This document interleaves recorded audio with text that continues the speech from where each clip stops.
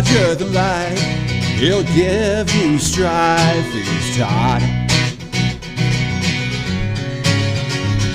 He's tall, he's mean, he's labeling machine. He's Todd.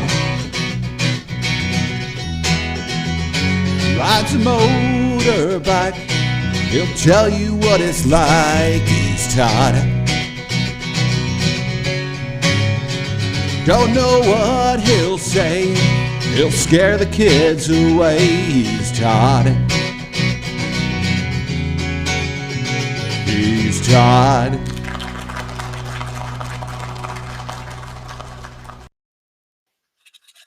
Hey, happy freaking Thursday. Good to see everybody out there. Bixie, I survived yet another Bixie. I've been out there for a long time. This Bixie was quite different, however. So I know some of you out there attended Bixie. There's some folks that I invited to the show. If you're new to the show, welcome aboard.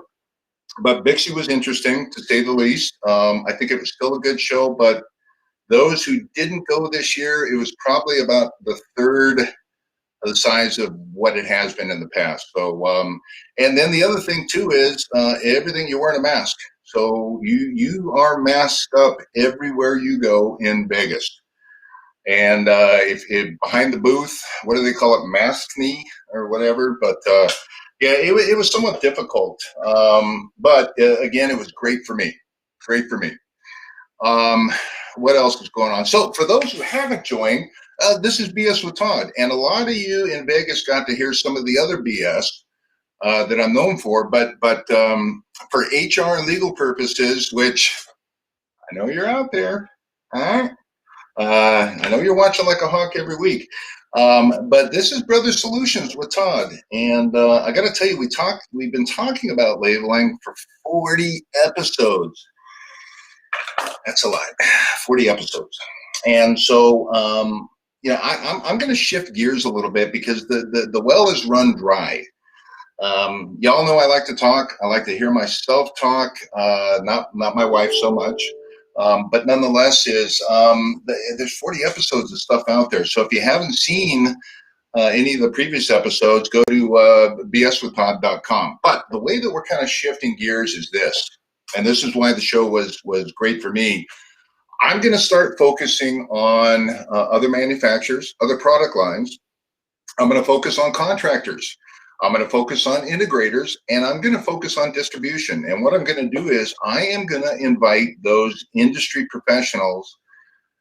It's hard to correlate professional with this show, but you know what? I'm going to try to bring professionalism to this show. And so I'm going to invite some industry professionals, and I was kind of flabbergasted to see how many of these manufacturers were willing to come on board and support the cause and talk about their new products and innovations. But more importantly, well, I shouldn't say more importantly, but along with that, we're going to talk about the labeling applications that go with those particular manufacturers, or what Brother brings to the table for our distribution partners, and even from a contractor level, how we've been able to help our contractor base out there. So with that being said, I mean, I've got enough material now for at least another 40 episodes. So stay tuned. I think that's going to be really exciting. So today's topic, what else am I forgetting? I think that's it. I think you're all caught up. So today's topic is an important topic to me because I was a contractor at one point when I actually used to work for a living. Oh, shout out to Sam. Hold on, not my ugly older brother Sam. Hold on a second. The true story. So I'm on the Southwest flight back, and I got my headphones in, listening to music. But in the meantime, I'm checking, LinkedIn and blah blah blah blah blah. And so a guy sitting next to me, actually he was in the middle. I felt very sorry for him the whole ride back. But as we were coming in, I hear, "Hey, are you Todd?" I don't know this guy from Adam. And, usually when somebody says that, I deny it. But I said, yeah. And I said, are you clairvoyant? And he goes, no, I kind of saw your LinkedIn, and I think we're kind of hooked up in a way. So anyway, Sam from Hubble is joining us today. So I want to give a shout out to Sam. And we're talking about Hubble coming on to be a guest now. So anyway, as we all know, it's a very small industry, small world within the industry. So anyway, shout out to Sam at Hubble. It's good to meet a younger, better looking Sam than the one that I know. So let's go on to the subject at hand, which is the cost of labeling. I can tell you when I was a contractor back in the day, uh, there was lots of money to be had in the business, all right? And labeling was kind of an afterthought where everybody would just, throw an ancillary number in there or put an extra 30 points on top of that and then hope they came out ahead. Um, Being a former tightwad contractor and a current tight ass, I can tell you that I did business a little bit differently. Is that I knew what each label was costing me as far as a consumable, whether it be a patch panel, cable wrap, the 66 block, back then, a 110, if you will. So I knew what every label was costing me. And believe it or not, yes, I was keeping track of zip ties on the floor. It even became worse with plenum zip ties when these knuckleheads would leave plenum zip ties on the floor. Rolls of tape, left in the closet and wasted pull string. And again, so I ran a pretty profitable business and I survived 2000 quite well when some of my competitors didn't. So labeling is part of that. And I'm always taken back back in the day, when I go out to these contractors for site visits, and I'd ask them, how much are you spending on your labeling? And I would say 9 out of 10 times it's a deer in the headlight look. So what I do is I break it down for them. And it's more of an educational process on labeling because, again, you've got the hundreds of thousands of millions of feet of cable going in. You've got your racks and cabinets, and you've got your fibers and LIUs, and you've got all this stuff going in. And then there's little bitty labeling. That counts actually for a big portion of what people are doing out there. And number one, if you're using the wrong product, it's costing you more. Number two, if you're not labeling correctly, it's going to cost you more. So it's more of an educational process mixed with my boyish good looks and impeccable vernacular that helps sell the brother product. And there really is no hard sell. Again, it's just education. In one case in particular, there was a contractor in Texas that was doing a lot of cell tower work. And I got invited to go out and talk to them. And I'm not going to mention any competitors because that is it's not professional and it's rude, which that's me. All right. I'm professional and I'm very kind. But nonetheless, is that we did an analysis. I asked them up front, what are you using? And they told me, and how much do you think you're spending? And they couldn't give me an answer. So we did a whiteboard. And long story short, they ended up buying 273 the PTE 550s, one fell swoop. Because what we did is after the education on the whiteboard, and numbers don't lie. I may BS, right? But numbers don't lie. There was a savings of $73,000 a year that they didn't know was being wasted. That's huge. So, I don't always stumble into things like that on a daily, weekly, monthly, or yearly basis. But you know what? When I do, it's more of educating on the actual cost of labeling. So with that particular contractor, $73,000 savings a year. So their initial investment of 273 of those plus tape was very minuscule. And they're a very good partner of mine. I think that someone here know who I'm talking about. So thank you very much. So some of the things, and I'm going to put on my old timey contractor hat and my tight ass hat. And some of the things that I encountered as a contractor, I'm going to share with you today. Coming home last night because Sam was interrupting me the whole time next to me. I really hadn't thought. In fact, I told him, he asked me, I said, I got no idea what I'm going to talk about tomorrow. So this morning I got up 5:30 in the morning, boss. Every morning, 5:30. Anyway, I got up and jotted down a few things. I think this is the first time on BS with Todd I've actually jotted down a few things, but I'm going to go over some of those things and the things to think about. So whether you're a rep out there, a brother rep, whether you're a potential brother contractor, current brother contractor or user or one of our distribution reseller partners, this is all very much common sense, and it's not BS, because again, at the end of the day, the numbers that this stuff equates to, they don't lie. So a couple things off the top of my head. You got four different areas. You got four factors in here. You got your cost of consumables. All right. And let me talk about that for a second. If you're not using Brother, if you're using one of my competitors, if you just compare the tapes alone. Some of my competitors have 18 feet of material on there. Some of my competitors have 20 feet of material on there. Most of my competitors, and let's just take an average cost of a tape. An average cost of a tape on my competitor's side is $40 a cassette, average. And a lot of times they're not giving you a whole lot of material.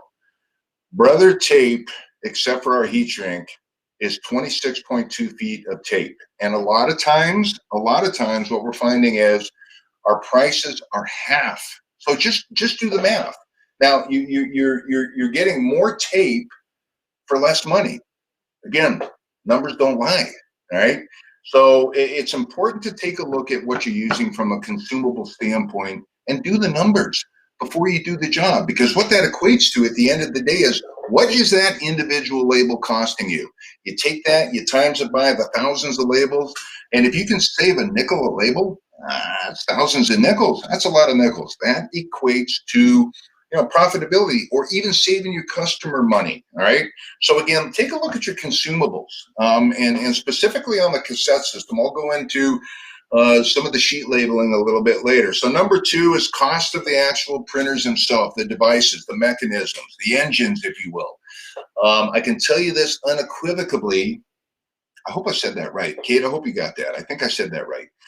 But if you take a look at the cost of the printers and the life of the printers, you'd be very surprised. Our number one seller, the PTE 550, and we'll go into a little bit of that in a minute here, is incredibly inexpensive. Right? If you don't know the price of that, please reach out to one of my distribution partners. You'd be absolutely flabbergasted at the cost of this thing. Very, very low cost. 2-year exchange warranty too. So that thing is going to be pumping tape out for at least 2 years. If it breaks down, we give you another one. All right. So that's another thing to consider. Labor. All right. And here's where really nobody gets into the weeds. It's really easy to figure out the cost of the consumables. Very easy to figure out the cost of the printers. But what is labor actually costing you? And there's a lot of factors going into this labor part of it. And we'll go into that a little bit later. Mistakes. Do you account for mistakes? Well, I hope you're accounting for mistakes. I used to put 20% mistake count. It could be higher depending upon your crew, right? But I used to put a little bit extra in there because I know they're going to have mistakes, and that's something you need to factor for. It really is.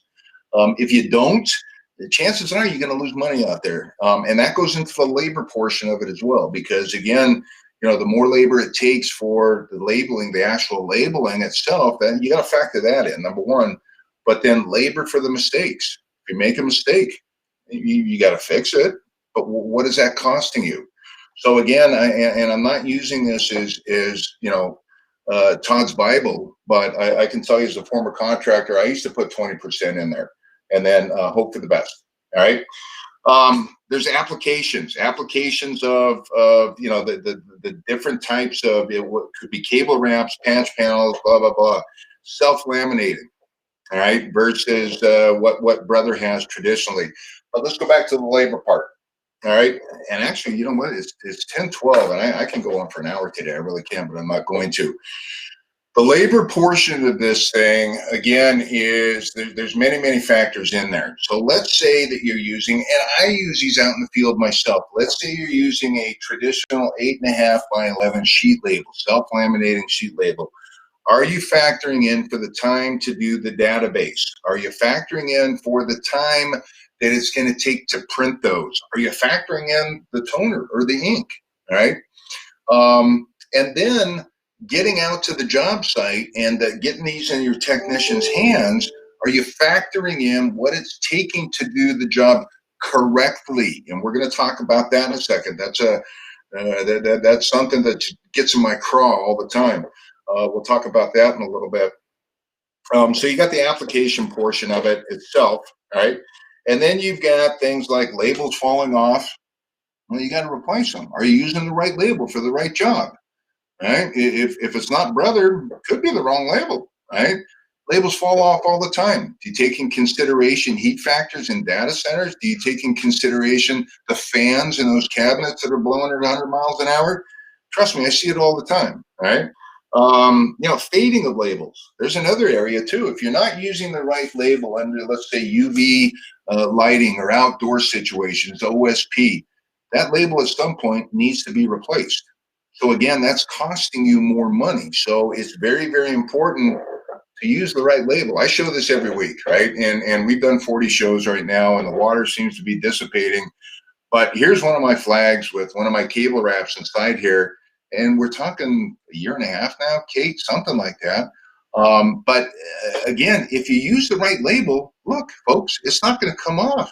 And this is a crappy environment. And inside of my new studio, when it's hotter than hell out here, it does get very hot, and there is a little bit of humidity, believe it or not. But there's even different factors in here. But being inside water, I'd say it's a tough label. So again, it's very important to use the right label. So let's digress, if we will. All right, some of the things that I see on, let's talk about self-laminating label. Self-laminating still has its purposes in certain environments. Not many, but some. So when I was a contractor, we go out and we buy the 8.5, 11 sheets, and then they'd want you to buy the software. Well, as a startup contractor, I'm not going to buy that $300 software. I'm going to try and emulate that software onto an Excel spreadsheet. The problem that I have with that, being that I am a perfectionist, is that you're always a little tick off, and you can note it. Well, at least I can notice it, but you're always a little tick off. All right. So anyway, let's say you print them in the office. All right. And we used to put them in a manila folder. You put them inside a manila folder. And I tell the boys, we were officed in Fort Worth. We're doing work at the Transamerica building, downtown Dallas. Okay, away you go. Right. And so I can tell you many, many times they take this manila folder, they put it on the seat, and then they put their lunchbox on top of it. So you get out to the job site and the labels are smushed, or they spill coffee on them. But the worst part about laminating, right, is this. Laminated labels, they're easy to peel off. Don't get me wrong. All right. There's actually two factors to laminated labels that I'm not a fan of. Self-laminated labels, I should say, because brother labels are laminated. So self-laminating applications. I'm 6'6".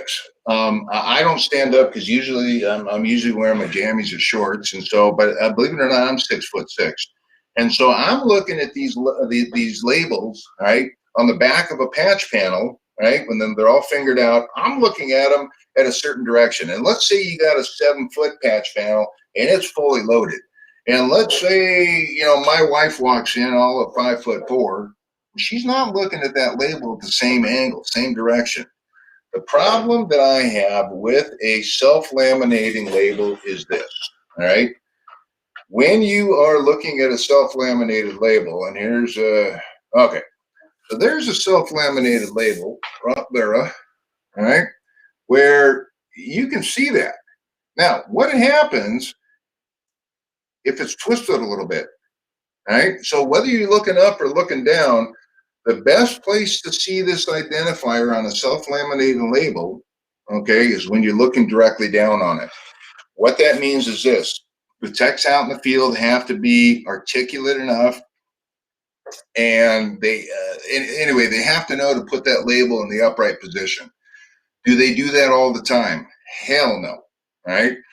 My guys didn't do it either. And then what they'll do is, if you have to go back and you have to troubleshoot that particular cable, they stick their fingers in there and they twist it just a little bit to try and see that identifier, which could potentially screw up that termination. And then all hell breaks loose, liability and lawsuits, and I've seen it happen. All right. That's one of my problems with self-laminating labels right there. And I'll go into the way that we do a little bit different in a while. Now, brother does have new self-laminating labels. And here I am dogging self-laminating labels or traditional self-laminating labels. All right. I think self-laminating labels, if you have a campus environment that has used nothing but self-laminating labels, then it makes sense to follow suit, to continue with that so it doesn't look odd. I'm all in favor of that. We have a solution for that now. Brother has not had a solution up until this year. And I've lost a few jobs where they love our product. Obviously, they love me, but they're asking for traditional self-laminating labels. Well, we do have that in a cassette system right now. Would I recommend that on, a brand new job? No, I wouldn't. If you have a spec that is calling for self-laminating labels, I'd recommend you use our new stuff. But again, I personally, as a contractor, just as a contractor, am not a fan of that. The second thing I'm not a fan of is self-laminating labels. When you transport pre-printed labels from point A to point B, there's always going to be a problem. I guarantee it. All right. You got sheet after sheet of self-laminated labels, and the guys are shuffling through them, and they're trying to, they got one here, so there's more labor right there too. Keep that in mind. There's more labor shuffling through all that stuff, but there's always going to be a mistake.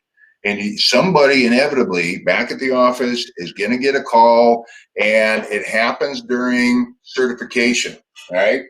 During certification, when you're out there with your test units and you discover you're one jack off. And so what happens? Everything after that jack has to come off, and you got to wait for a reprint. The contractors out there know exactly what I'm talking about. Have you factored that into your job? The time it takes, unless you have a printer on site, with an inkjet or laser jet, unless you have it on site, And if you're using a handheld, then it really doesn't match what you're trying to do. So again, all those things have to be factored in, all right? And we're going to talk about a solution that Brother has in a minute here. So let's see. We talked about the mistakes we talked about. Mistakes are inevitable on the pre-printed stuff. Now, don't get me wrong. There's a better way of doing it, and I don't think I'm going to ever kill that. It's a monster. It's a monster industry to this day. All right, the old school self-lam. And again, the reason why they did that was initially those things were printed on inkjet printers. So you take the clear tail and you wrap around there. That's fantastic. By the way, all Brother tapes, all of them, all right, are laminated, scratch resistant, scuff resistant, oil resistant, gas resistant, water resistant, fade resistant, chemical resistant, UV rated. All right. So again, everything we have is laminated. So what's the difference between a self-laminated label and our laminated label? Big difference. All right. I'm going to show you again. So there's that self-laminated label where you can see right there. All right. Now let's say you're a shorty short. Well, you can't see it. So you try and turn that a little bit so you can see the identifier. Here's a Brother traditional cable wrap, and it doesn't matter how you look at it. Doesn't matter whether you're 6'6" or Jamie Brook oversized, 5'1". You can see it from any angle, right? So it repeats that identifier. And I get in arguments all the time. Well, not arguments, discussions with these people that are speccing this stuff in. And I'm like, well, you tell me where I'm wrong. So far, I haven't been told that I'm wrong. Well, this morning I was told I was wrong, but that has nothing to do with labeling. So there are advantages with using our repeated system. Now, the best thing about laminated sheet labels or pre-printed sheet labels, the absolute best thing about them is that you can just peel and stick, peel and stick, peel and stick, peel and stick. In the old school ways where we used to do it, we used to use the little guy over here, right? And we all did this. We used the little PTD 210s, and we hand type everything in. But then you got to peel the back off of these damn things, and you leave the backings all over the place, and it becomes a mess. And the IT guy calls, and blah blah blah. So that's the best thing I can see about self-laminating sheet labels. Well, hey, do we have a solution for that already? Absolutely, it's right here. But instead of being an 8.5 by 11 sheet, it's basically a 1-inch strip. And you can see where if you do a whole lot of these, just tack this up on the back side of the panel, right? And it's the same properties where I go in and basically I pull off a label and I stick that one, and I pull off the next one and I label that cable. Then I pull off the next one. Now, Cost-wise, all right? Cost for consumables. I've done the homework. I've done the math. Depending upon, now these are set at Cat 6A cables. Depending upon the actual length of the label, you're looking at 5 to 7 cents per label right here. That's about an average cost. Sheet labels, 8 to 11 cents. So there's a cost advantage right there. So keep that in mind when you're out doing jobs or you're responding to RFPs or RFQs. There is a huge cost savings. So on to the other thing that is pretty cool about um, about the old school way of doing it, all right, and sheet labeling is databases. Who wants to sit there and do this crap all day, right? It's counterproductive. It's a waste of labor, but it's something that we still have to do from time to time. If you got an Excel spreadsheet, use the Excel spreadsheet. You're going to create an Excel spreadsheet for all of your labeling out there, which is probably the same identifiers that you're using for your certification units as well. So you're going to take that Excel spreadsheet, whether it be in somebody else's software or print directly from that software, and it makes life real easy, real easy. So what about this? And I'm going to share my screen here in a second. I'm going to show you a way of and we've been very successful at basically getting that database out in the field where they can print on demand. All right. So let's hypothetically say that Jamie Brook over in Virginia Beach is my boss. Yeah, right. But let's just hypothetically say that. And I'm out here in Vista, California, and I've got a big old data center I'm doing in Vista, California. Jamie's back there doing Excel spreadsheets, and he's not sending them in the mail, all right? He's FedExing them or pre-printing them. What he's going to do is he's going to send me a database. And I'm a tech out in the field. Yeah, right. I'm going to receive that database on my phone. Same database, all right? So let me share my screen and let me show you how it's done with that same. Let me go here and let's go here and let's share this one. Okay, I think I'm trying to share my screen. I don't know. It looks like it's blinky blinky. Man, you know what? I'm about ready to go in convulsions here. Should we stop? Let's try one more time. So I'm going to share this again. And let's see if we get the blinky blinkies. There we go. All right, so you should see my phone on the screen right now. So I'm a tech out in the field, and I'm in Vista, California, and Jamie Brookover's out in Virginia Beach, and he's sending me thousands and thousands of labels, identifiers. So we have an app on here called iLink and Label, bottom center, all right? So what happens is I get the email with the attachment, and I'm basically going to save that attachment to the iLink and Label you see down below. When I open up the iLink and Label, you can see where I've got it. I can connect to my printer, all right? It uses Wi-Fi, peer-to-peer Wi-Fi, all right? Not anything to do with the internet. But keep in mind, same damn database that you're using to pre-print those self-laminated labels, all right? But now we're printing on demand. All right. So what do? I go into my data. There's all the databases that I've been sent so far. So let's take a look at City Hall. All right. I select City Hall. I can even look at my identifiers right here. Here they are. Man, I got hundreds of labels. Boom, bang, bang, bang, bang. All right. You can either pre-print these and send them out in the field on an 8.5 by 11, or why don't you extract the database into our PTE 550 and print on demand? So again, there's a better solution. Now, going back to the mistakes, and I'm going to stop sharing because I'm afraid of what's going to pop up. Going back to the mistakes, all right? Again, if you discover a mistake on the database or inside the printer, you can immediately fix that mistake. You don't have to wait for a reprint. And so again, I'm concerned, right, that there's a lot of people out there that don't factor all these cost savings in when it comes to labeling. A flag is the same way. You know, I just, to this day, hate's a very strong word, all right? I dislike flags immensely, dislike them. I putting the flag together so the adhesive is perfect and so it's not off a little bit like this. I've got no patience for that. So one of the things to consider, and this was, I think, in last week's episode or maybe the week before, but we have some new flags out. all right, that are really, really easy to put on, even for somebody with no patience like myself. So you take a whole bunch of techs with no patience like myself, all right, and they don't like doing this, right? And they've got hundreds and hundreds and hundreds of these things to do, right? They're not happy campers. If you can cut down 50% laboring and get a cleaner looking flag, wouldn't you not consider that? Especially this day and age. So anything that you can do to save on the job site, and anything that we can help you do save on the job site, it becomes a win-win situation. And so that's why I really want to talk to more manufacturers out there. We had a great show with AEM a couple of weeks ago, and it just some great talking points. And he was showing, Stephen Cowles was showing his software, and it was just a really good show.